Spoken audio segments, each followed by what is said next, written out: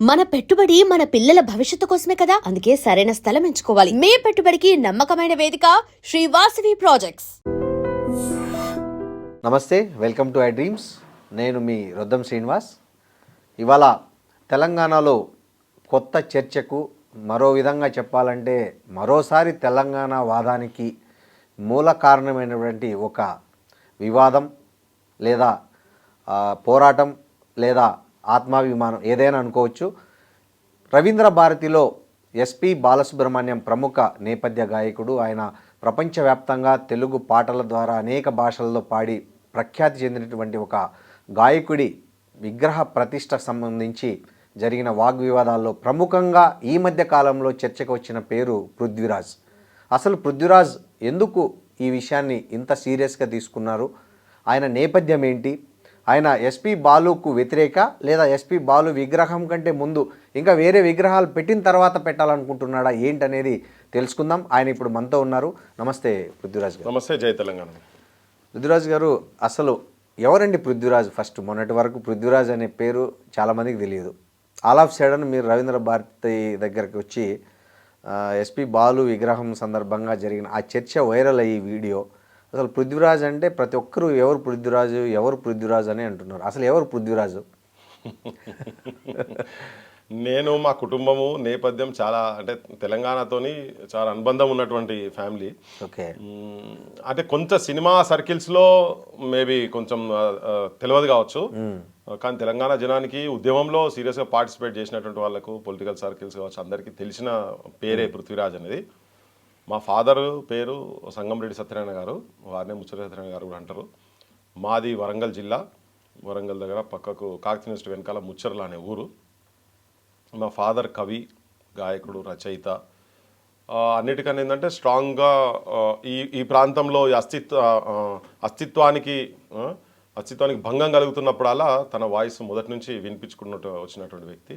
అస్పృశ్యత మీద కూడా కొట్లాడినటువంటి వ్యక్తి తన ఈవెన్ మాదిగి ఇళ్ళలో పోయి చదువులు నేర్పించుడు, బొగ్గుతో పెట్టి అక్షరాలు నేర్పించుడు, అట్లా తర్వాత తన ఎరకలోళ్ళతోటి పోయి పందులు కాసేందుకు పోయి వాళ్ళని రిఫార్మ్ చేసి వాళ్ళకి బట్టలు వేపించి వాళ్ళకి చదువు నేర్పించి ఇట్లా లంబాడి భాష వస్తుంది మా ఫాదర్కు ఇట్లా. ఓకే.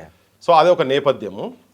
ఏ ఇయర్లో అండి మీ ఫాదర్ ఎమ్మెల్యే మంత్రి? మా ఫాదర్ యాక్చువల్గా ఫస్ట్ సర్పంచ్ మా ఊరికి. అంటే కొంచెం నేపథ్యం కూడా తెలవాలని. అవును. పంచాయతీరాజ్ యాక్ట్ వచ్చినప్పుడు 1958లో తన గ్రామ పంచాయతీలు ఎట్లా ఉండాలనేది ఆయనకు డ్రీమ్ ఉండే. పంచాయత్ వచ్చిందిరా పల్లోడ పల్లెకే విలువొచ్చెరా, పల్లోడ పల్లెకే విలువొచ్చెరా, నీ ఊరి బాగోగు నీవే చూడాలేరా, నీ ఊరి మంచి చెడు నీ జిమ్మెదారిరా, బాధ్యతే నీకొచ్చెరా, పల్లోడ భారీ హక్కే వచ్చెరా, ఇరుకు సందులు ముందు ఎడతెరము కావాలి, జమిలిగా నీ బండ్లు తిరిగి ఉరకాలెరా, ఇరుకు ఇన్లే ఉండవోయ్, పల్లెోడ మురికి ఇన్లే ఉండవోయ్. ఇట్లా అంటే పల్లెలు ఎట్లా ఉండాలి, ఏం జరగబోతున్నది ఇప్పుడు గ్రామ పంచాయతీ ఎలక్షన్స్ తెలంగాణ జరుగుతున్నాయి కాబట్టి, వాడలో దీపాలు గుడిసెలో దీపాలు, వాడలో దీపాలు గుడిసెలో దీపాలు, గాలివానొచ్చిన మలుగవా దీపాలు, దొంగ భయమే ఉండదోయ్, పల్లోడ దోపిడీలిక ఉండవోయ్. అట్లా అంటే గ్రామాలలో అప్పుడు పల్లెల్లో కరెంట్ ఉండకపోయింది, ఆ పల్లెల్లో దీపాలు ఉండే కదా, అవన్నీ పోతాయి. కరెంట్ వస్తుంది, కరెంటు శక్తిని కష్టాలు తీర్చురా, వ్యవసాయమే ముందు విరివిగా సాగురా, కరువు కాండము నుండిరా, పల్లోడ కర్షకుడు కడతేరురా. ఇట్లా విద్య గురించి కానీ, కరెంటు శక్తి ఎట్లా ఉపయోగపడుతుందని కానీ, సహకార సంఘాలు, అప్పిచ్చు సంఘాలు, అభివృద్ధి సంఘాలు అండనీకుండురా, పెచ్చుపై పెచ్చుండదోయ్, పల్లెోడ మచ్చుకే వడ్డీ ఉండునోయ్. ఇట్లా పంచాయతీలు ఎట్లుండాలని ఒక డ్రీమ్ తోటి తను అప్పుడు 58లో తను చదువుకున్న కాలం నుంచే తన రైటర్ పోయాడు. అట్లా ఫస్ట్ మా ఊరి గ్రామ పంచాయతీకు ఆయన సర్పంచ్ అయ్యండి 59లో వచ్చినప్పుడు. దాని తర్వాత ఇండిపెండెంట్ తన మొత్తం లైఫ్, సమితి ప్రెసిడెంట్ అయ్యిండు. కాకపోతే 52లో ఇక్కడ idli sambar go back movement అని 52లో వరంగల్ స్టార్ట్ అయింది. బైర్ ముల్కి go back and idli sambar go back అని. దాంట్లో ప్రధానమైన పాత్ర ఈ స్లోగన్స్ మా ఫాదర్ వాళ్ళు ఇచ్చిన స్లోగన్స్ ఇవన్నీ. సో అప్పటి నుంచి ఆయనకు ఒక నేపథ్యం ఉంది. ఓకే. సో ఈవెన్ తన తెలంగాణ, హైదరాబాద్ స్టేట్ అండ్ మద్రాస్ స్టేట్కి వెళ్ళి బయటకు వచ్చిన ఆంధ్ర స్టేట్ కలపడం కూడా వ్యతిరేకించారు అప్పుడు. ఇప్పుడు ఇక్కడ కాళోజీ నారాయణరావు గారు కావచ్చు, ఇటు కొంతమంది ఇక్కడ ఉన్నటువంటి వాళ్ళు కావచ్చు, వీళ్ళు సపోర్ట్ చేస్తే తన కాదు ఇది పొసు కాదు మనకు అనేది ఆయన అప్పుడే 54లోనే రాసిండు. తెలంగాణ సోదరా తేల్చుకోని బ్రతుకు మోసపోతివ నీవు గోసపడుతావు, చావు బ్రతుకుల మధ్య సాగుచున్నది నావ, ఏదరికి చేర్చేవో సోదరా నీ నావ, ఆంధ్రతో కలిసి నీ వడుగంటి పోతావో, ప్రత్యేకమై ఉండి ప్రగతి సాధిస్తావో, ప్రతిభ చూపిస్తావో. అరే అప్పుడే మన 54లోనే ఇది రాసింది. ఇప్పుడు సినిమా రంగం అంటారు కాబట్టి కొద్ది ఇవి చెప్పాను. భాష ఒకటి ఉంటేమి బ్రతుకు ఒకటి ఉండాలే, గోంగూర పచ్చడని కోరదొయ్ మన జివ్వ, కాళ్ళు చెప్పులు లేక కదలదొయ్ అడుగైన, నిండు దుస్తులు లేక ఉండలేమోయ్ మనము. ఆడంతా తీర ప్రాంతం కాబట్టి అప్పుడు షెట్లు కూడా వేయకపోయేది, ఉడకపోతా కదా. అట్లా వాళ్ళు ట్రైన్లలో అట్లా అక్కడి నుంచి ఇక్కడికి వచ్చేది. ఇక్కడికి వచ్చినాక అక్కడి నుంచి ఇక్కడికి వచ్చాడు ఆంధ్ర ప్రాంతం నుంచి హీట్ దగ్గర వలసలు ఇక్కడికి వచ్చినప్పుడు వాళ్ళకి అట్లా వచ్చేది వాళ్ళు ఇక్కడికి అని చెప్పని. అది 54లో. అయితే ఆ నేపథ్యం అప్పుడే ఆనాడు మనవారు ఆపదల పాలయ్యి ఆశ్రయం మిమ్మంటూ ఆగానబోయితే, పండుగని మనల పిండినారే వారు నైజాము మూర్ఖులని నవ్వినారే నాడు, ఆనాడు మాతృభాష గుపించలేదేమి ముక్కోటి బల్గమం తొక్కటన లేదేమి అని. అటు సైడ్ పోయినప్పుడు ఇండ్ల కిరాయిలు పెంచిరు, కూరగాయలు పెంచిరు, ధరలు పెంచి ఇట్లా చేసి మనల్ని నైజాం మూర్ఖులు అని చెప్పి నవ్వినరు, మనల్ని హక్కున చేసుకోలేదు, ఆనాడు మాతృభాష గుపించలేదేమి అని ఆయన ఫస్ట్ నుంచే ఈ రెండిటికి అపోజ్ చేసిండు. కొండా లక్ష్మణ్ బాపూజీ ఇటువంటి వాళ్ళేమో లేదు కలవాలని చెప్పిండ్రు, మా ఫాదర్ మాత్రం తిరిగి. సో అది నేపథ్యం. అక్కడ నుంచి మళ్ళీ ఇమీడియట్ గా 56లో కలిసింది కదా. 58లో తను అప్పుడు ముఖ్యమంత్రి, అంటే అప్పుడు పెద్ద మనుషుల ఒప్పందం ద్వారా జరిగింది కదా. పెద్ద మనుషుల ఒప్పందం ద్వారా ముఖ్యమంత్రి ఒకవేళ ఆంధ్ర ప్రాంతం నుంచి అయితే తెలంగాణ ప్రాంతానికి ఉప ముఖ్యమంత్రి ఇవ్వాలి, ఒకవేళ తెలంగాణ ప్రాంతం ముఖ్యమంత్రి అయితే ఆంధ్ర ప్రాంతంకు ఉప ముఖ్యమంత్రి ఇవ్వాలనేది పెద్ద మనుషులు. అది చాలా జరిగినాయి, ఇంకా ల్యాండ్స్ విషయంలో కావచ్చు చాలా.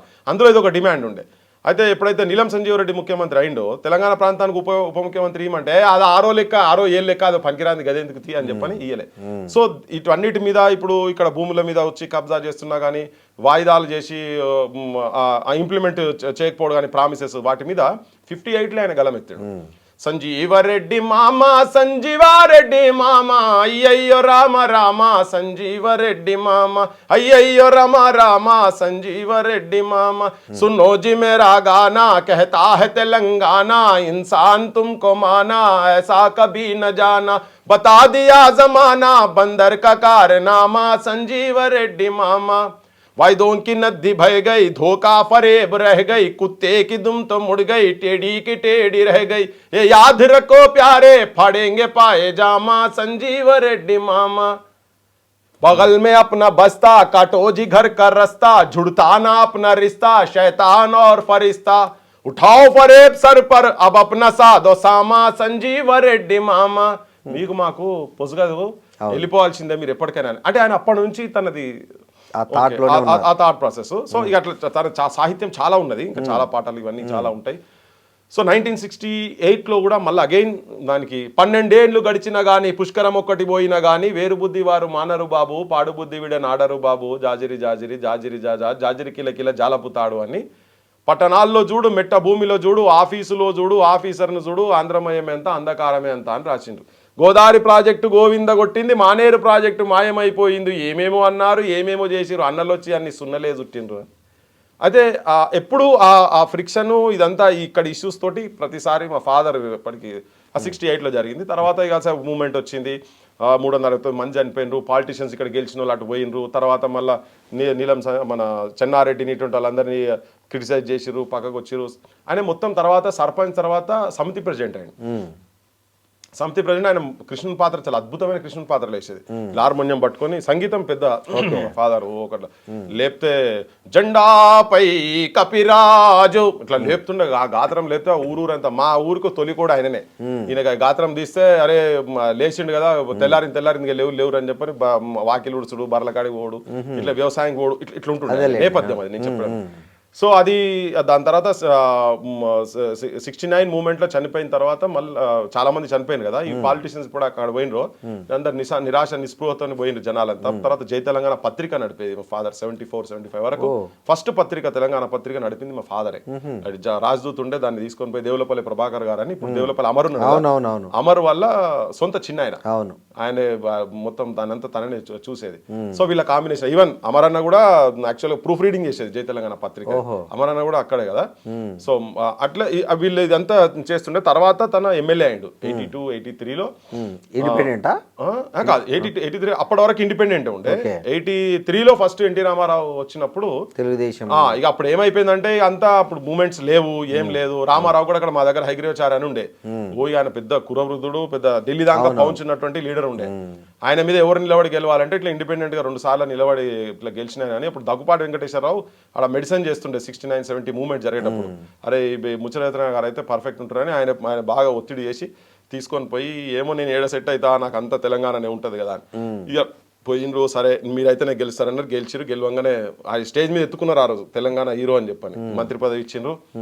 ఇచ్చినాక పొసగలే, ఎన్టీ రామారావు తోటి మా నాన్నకు పొసగలేదు, రిజైన్ చేసిండ్రు, బయటకు వచ్చారు. మళ్ళీ తర్వాత ఇక ఏ పార్టీలో జాయిన్ కాలేదు. తర్వాత ఎంతసేపు తనకు ఆ తెలంగాణ తెలంగాణ తెలంగాణ అంటూనే ఉంటుండే. ఈ టీఆర్ఎస్ లో కూడా స్టార్టింగ్ లో ఇన్వాల్వ్ అయ్యిండే. నేను నా నేపథ్యం అది మా ఫాదర్ తరఫుకెళ్ళి వచ్చింది.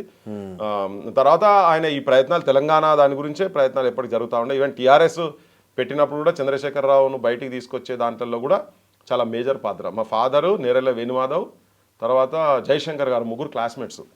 వీళ్ళు ముగ్గురు నాటకాలు వేసేది, వీళ్ళు ముగ్గురు. ఆయన మిమిక్రీ ఆర్టిస్ట్ ఉండే. మా ఫాదర్ కృష్ణ పాత్ర వేస్తుండే, ఈయన కృష్ణ భార్య పాత్ర జయశంకర్ గారు వేస్తుండే, ఆడియేషన్ తన వేస్తుండే.